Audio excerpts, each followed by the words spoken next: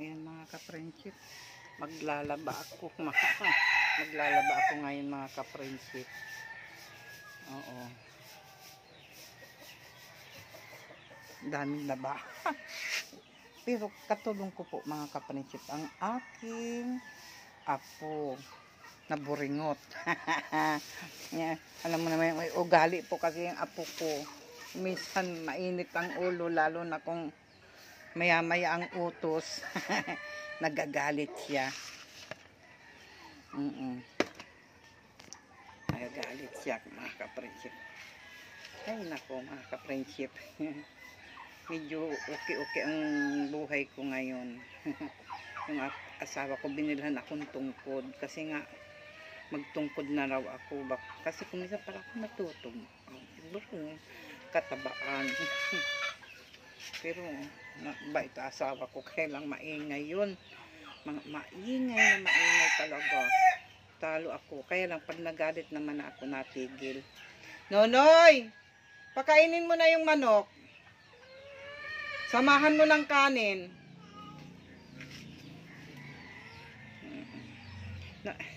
Yung video kung ano, yung anak ko na kumakanta mga ka-friendship. Wala kasi yun dito sa Pinas, kaya na-miss ko. Pag nakikita ko yung ano, yung video niya, ay nag-pop in lang yun sa ano ko, share ko sa Reels. Naiyak ako kasi siyempre matagal na, 4 years na yung anak ko hindi umuwi, kaya nami-miss ko. Kasi gusto niyang maayos yung papel niya. Kaya pag naayos na yung ano, uuwi siya, sabi niya sa akin. Kasi kahit paano maganda daw ang trabaho niya doon. Saka yung mga bilihin mura lang. Kaya nangihinayang siya. Gusto niyang bumalik din doon. Kasi mahirap makapasok doon sa Egypt. Kaya mamaya uwi ang asawa ko. Magtatagal na naman yung mag-isang buwan yun. Pero hindi yun naabot ng isang buwan kasi magki-Christmas malakasan yun ng biyahe. Oo. Gusto na niya. Kasi nagpapadala yun sa akin. Yung budget namin araw-araw, binabudgetan niya akong 500. Tapos pinadadala ako ng anak ko. Pagkatapos yung iba, binibigyan ako. Nauubos ko yun mga ka-friendship. Kaya budget na budget yung perang binibigay sa akin. Kasi ewan ko, yun lang naman ang binibili ko. Kung may pera, kain. Kaya siguro tumataba ako. Pati yung apo ko. Sabi ko, Nonoy, yung lakas mo na naman kumain. Tumataba ka na naman. Sabi ko nga.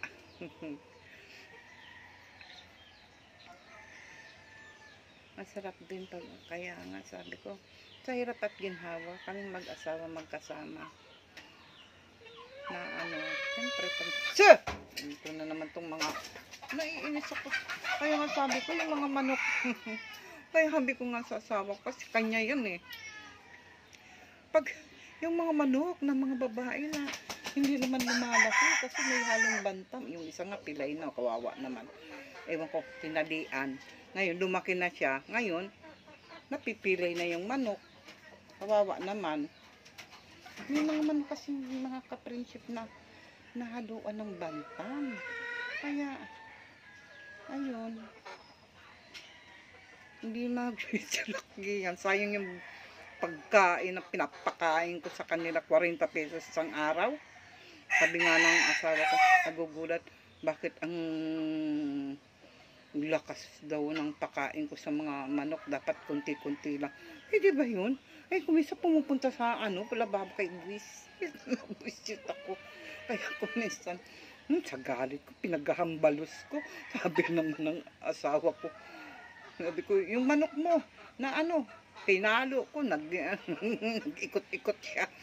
Saka yung maliit na manok pumasok dito sa bintana. Pinagugulpi ko. Sabi na, paano ko pa yung mabibinta? Sabi naman. Kasi ano yung lalaki. Paano ko na naman yung mabibinta kung pirilay na. Ay, minsan kasi pag inaabot ako talaga. Kasi kasasaway ko sa kanila. Naninikip ang dibdib ko. Ay, sabi ko, puta. Ngayon, ayoko na mag-alaga ng yung mga pusa nga. Nagdi-dispatch na ako ng pusa. Ngayon, nabuntisan pa yung isang pusa ko. Diyos ko po. Kaya sabi ko, ayoko na. Minsan naiinis ako. May pusa ako kasi makulit. Si Twinkle yung laging naghahadik-hadik sa akin. Ay, naku, sa totoo lang, pag may kumakain ako, talaga kahit anong hagis ko, bumabalik, kinukulit ako ng kinukulit. Kailangan bigyan mo talaga ng pagkain. Sabi ko, ano ba naman to? Makain ako na. Ayoko kasi naiistorbo rin ako sa pagkain. Lalo na itong isa kong aso. Bebe, hari ka nga rito. Love, mama. Oh, ayan na kaagad, oh. Bebe. Love, mama. Yan. Ito, salbahe din to. Tinatahunan si Nachi. Pero pag tinawag kayo, mahal, halika nga, love, mama. Oh, ayan, naglalablab siya sa mama niya. Kaya nga sabi ko, paano pag uwi ko sa Pasay? Sabi ko, maghanap kayo na pwede ang aso. Ay, naku, sa totoo lang. Galit na galit ang mga manugang ko sa kanya. Huwag mo nang pakialaman yung bebe. Galit na. Mama, i-dispatch mo na yan si Riley. Kung gusto mo, bibigyan kita. Kahit sa halagang 10. O magkano yung gusto mong aso, itapon na si Riley. Kasi nga kinakagat sila, inaangilan sila. Kasi nga, maano nga tong asong, alika nga, bebe. Alika, bebe, alika, come to mama. Ayan. Maano sila, galit na galit siya. Kahit nga sa apo ko, habang naglalakad, kinakagat-kagat, pero hindi naman niya. Siguro dahil gusto pansinin. O may ugali kasi to. Kaya hindi ko to pinalalabas. Kasi nga, yung may, parang, may oras yan, parang ang tampang yan sa labas. Kaya, ang tali niya, mahaba yung tali niya sa kasi, pag hinahawakan ko kaagad doon. Ay, balahibo mo naman, Riley. Pero pag tinawag ko si Riley, hindi yan pag sabi mo, mahal ko, love, mama, mahal, love, mama, come to mama, come, alika, come, alika.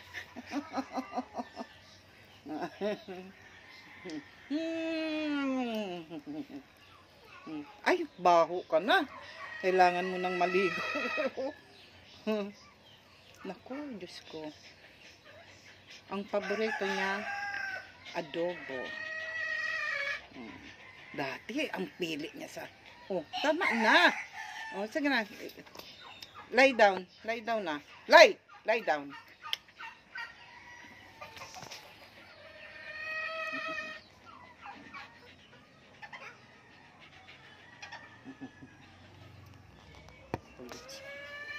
Sige na.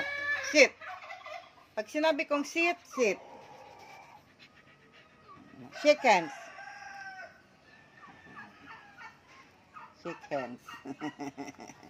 Okay. Stay, ha? Stay ka lang dyan. Stay.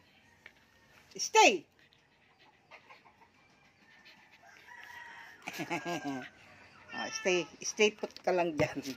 Nag-video ako. Andiyan siya.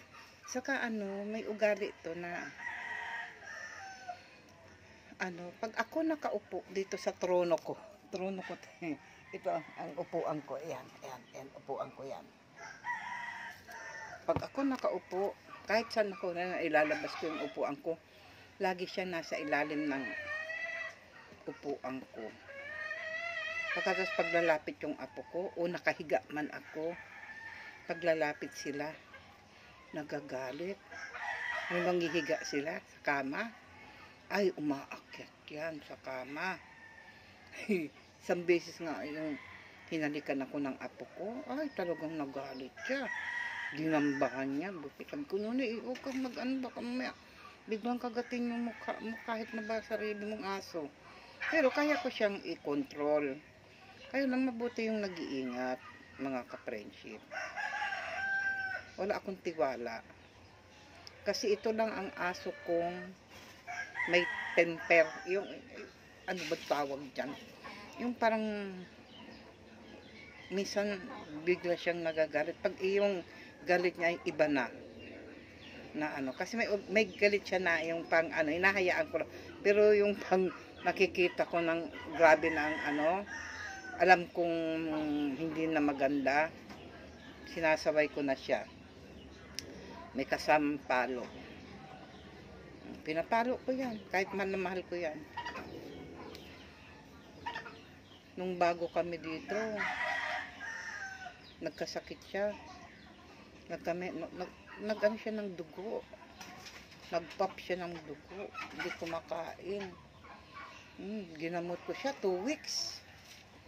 Pinainom ko siya ng Flagyl. Yung para sa amoeba, parang amoeba, may dugo. Dosin namahan ko ng Contraimosazole. Sawa ng Panginoon, gumaling. 2 weeks ko yun pinainom. Saka ang pinapakain ko sa kanya chicken.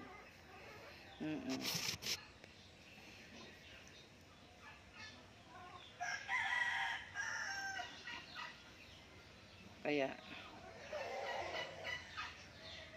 maya Noy! Noy! Nachi! Magpakain ka naman. Nagpapahinga ako. Pakain ka na ng manok, anak. Pangalawang beses. Ang hirap niyang tawagin. Misa parang hindi niya narinig. Unang bibingi-bingihan lang. Maglalaba na siya kaya pinuno niya na yung washing machine. Ganyan yan. Hindi na ako mag-ano. O no, bukas maglalaba tayo. Siya ang maglalaba. Ako ang mag-aalnaw. Siya magda-dryer. Ako ang maglalagay sa sinampa, yung sa hanger. Pero sasampay niya. Yan. Yan ang trabaho niya. Kasi, hindi ko kaya maglaba yung mag-washing ako, magpipiga. Pag ako nagpiga, di na ako makakaano kasi magtitigas na yung mga kamay ko. Wala na, hindi ko na maigagalaw. Triko na. Ararog, gaganyan na. Nakikita. Kaya tinutulungan nila ako. Kasi alam nila na ako, yung mga kamay ko, yung paa ko. Yan. Gagalit na naman yung aso ko kasi lalabas siya. Ayaw niyang lalapit ang apo ko sa akin. Ganyan siya. Noy, samahan mo ng kanin. Yung tira na. Dami kong 1 kilo. Oo. Nasa damasin mo, Nonoy. Nag-ano lang ako, video. Hindi pa siya galit. Hindi pa siya galit. Tinatahulan niya. Pero tingnan mo mamaya. Pag lumapit yung apo ko, may kasamang kagat-kagat yan. Mamaya. Kasi nagpapakain yung apo ko. Noy, ito ang kanin. O, samahan mo. O, lalabas yung apo ko. Nakita mo? Ganyan. Ganyan siya. O. Ganyan siya. Hindi pa masyadong galit. Sige! Tumigil ka, ha? Oo, ubos mo. Ilagay mo doon sa yung square na kulay itim. Ano, basain mo, Noy. Basain mo. Diba? Diba? Alam mo, naghahabulan. Ang mga manok ko. Nagkakagulong mga manok ko. Oh, kasi nga yung isang nakawalang lalong, yung tandang, nire-rate lahat yung mga manok ng babae. Kaya, ayun nga sabi ko, Diyos ko, kaya mamaya, huhulihin na yan ng asawa ko. Diba? Tapos lagyan ko to. Ilan? Oo. Dalawa? Oo, dalawa. Lagay mo Noy, hugasan mo yung kainan nila doon na kulay itim. Kaya, pag ako nagbibideo, mama, lalabas ako, nakahubad ako. Ganyan siya. Yung wala siyang damit, na ganyan. Saka yung asawa ko, hindi niya ako pinakikialam pag ako nagbibideo. Kaya lang kung hindi niya alam, pero pag nagbibideo ako, ganyan yan. Malabig ngayon dito, mga ka-friendship, sa Bulacan, pero sa Pasay, alam mo, nasa Pasay ako, doon sa bahay ng nanay, nanay ko doon kami nakatira. Alam mo mga ka-friendship, tubig ko, 1,800. Tubig ko lang yun, kasi kasama ko lahat ng pamilya ko. Kasi ang bahay ng nanay ko, hanggang 4th floor. Ang 4th floor, sampayan namin. Saka yun ang dun natutulog yung asawa ko dahil ayaw nyung maingay. Yung mga anak ako naman sa 3rd floor. Yung ibang anak ko sa 2nd floor kasama lolo at lola nila. Dun natutulog. Sa 4th floor kasama niya si Riley. Saka yung mga aso ko, may pusa doon sa 4th floor. Yun ang namatay na yung dalawang aso ko. Mahal na mahal ko yun, yung dalawang aso ko. Kasi wala akong problema. Nung kabataan nun, matapang sila. Pero pag nagsiwit ako, tigil sila. Lalo na kung may papasok na mga bisita, magtatahol sila. Pag sinabi kong tigil, lahat ng aso, 7 ang aso ko. Natigil yan. Pag ako sige na, pumasok. Hindi ba ako kagandi? Nandito na ako. Yun. Hindi na. Ako mag-alaga ng aso. Kailangan sweetuhin mo bata pa lang. Kailangan sweeto. Oo nga. Kasi nakita ko yun, magtatapon din ako, hindi nagtawag. Hindi. Ay nga yung basura ko. Hindi naman siya nagtawag eh. Andito ako eh. Inaantay ko siya. Yung basura kasi hindi dumating. Pero hindi nagtawag.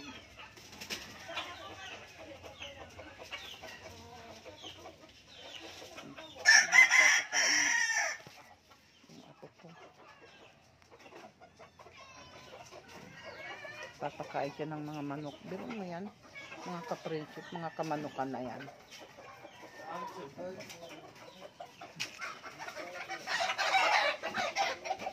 Kunti-kunti lang Noy, kaya hindi naman nila nauubos. Kahapon nga eh. Oh, ayan. Mga lumalan dito mga manok na to.